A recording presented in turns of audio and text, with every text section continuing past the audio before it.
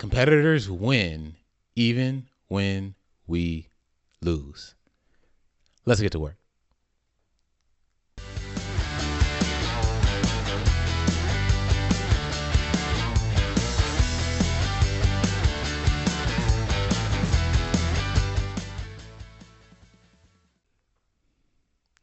Welcome to The Competitor. I'm your host, Christian John Bradley, and here we embrace our competitive nature and explore all things competition. Let's get it. And nothing was more competitive than week 10 of the NFL this past weekend. Oh my goodness.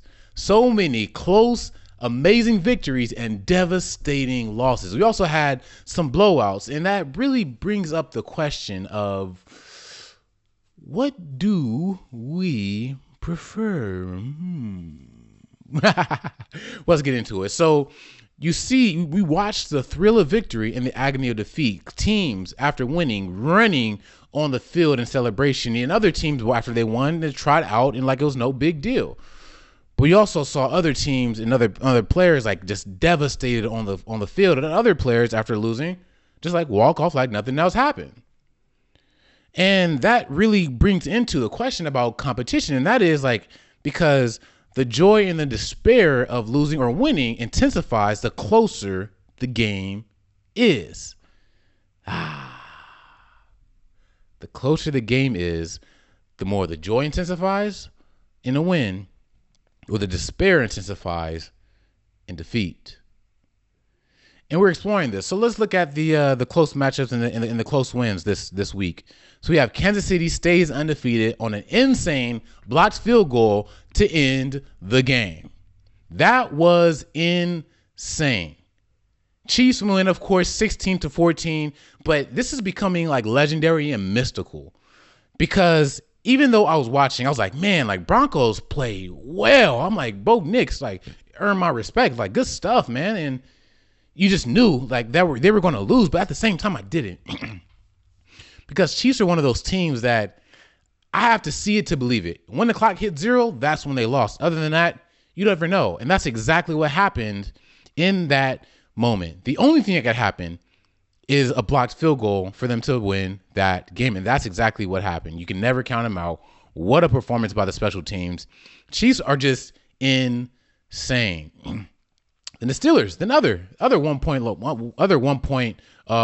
Steelers hold off after a rookie mistake, jumping off sides to end the game. Steelers win 28-27. It's another extremely close matchup. People celebrating and fighting hard. Let's go.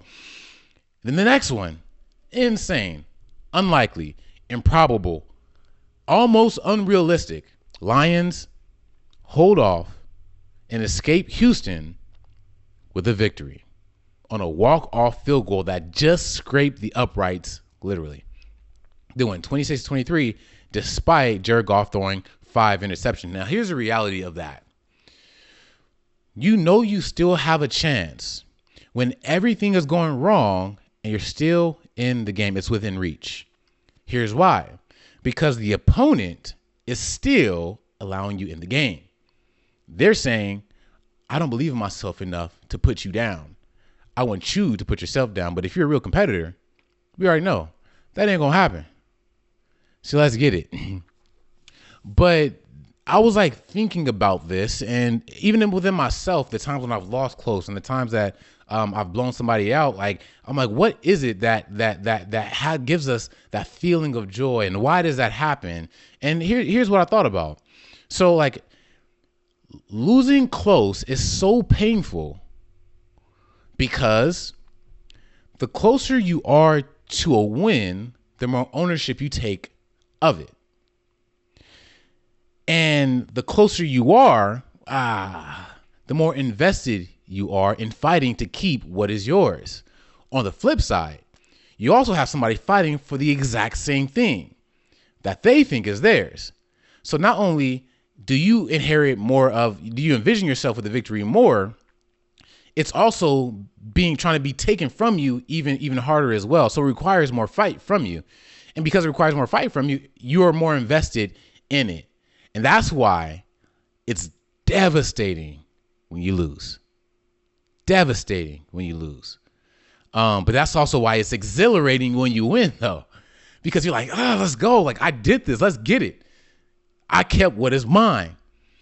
And that's the thing. Like, when you're that invested, like it's an amazing experience, no matter what happens, whether you lose or you win, because you can't check out when the results are that close. You can only do that when you're getting blown out, like the teams we're about to get into. And I define a blowout in the NFL by losing by 2 touchdowns or more. Now, here are the teams that actually did that. Bears get clawed by the Patriots 19-3. Drake may even talked about the matchup prior to the game, and he said this: so anytime you're going against a rookie quarterback in the same class, or any quarterback in your class in general, it's a little extra.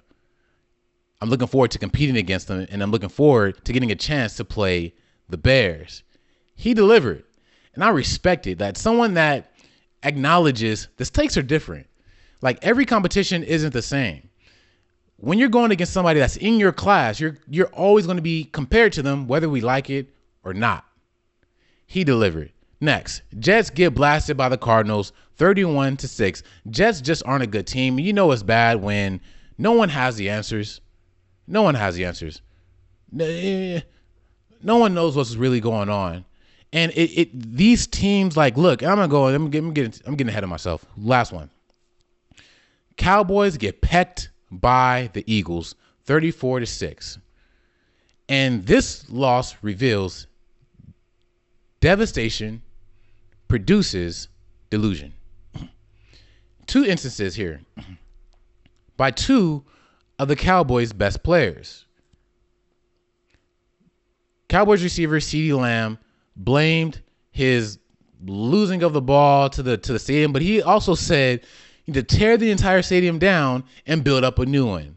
That's delusional. Come on, that's delusional. Micah Parsons, another leader on the team on the defensive side of the ball, he said this about his team and his head coach. He said, if Mike coaches again next year, Mike can leave and go wherever he wants. Guys I kind of feel bad for are guys like Zach Martin, guys that might be in their last year on the way out, because those are who I want to win a trophy for. You want to win games and do great things with those type of legends who put in more time and work than Mike McCarthy, his head coach, ever did. So those are the guys that I feel so much sympathy and hurt for. Devastation produces delusion. In what world is it okay to say that about your head coach? Even if it's true, there's some things that are supposed to be kept in house, but the devastation of losing in that manner produces delusion.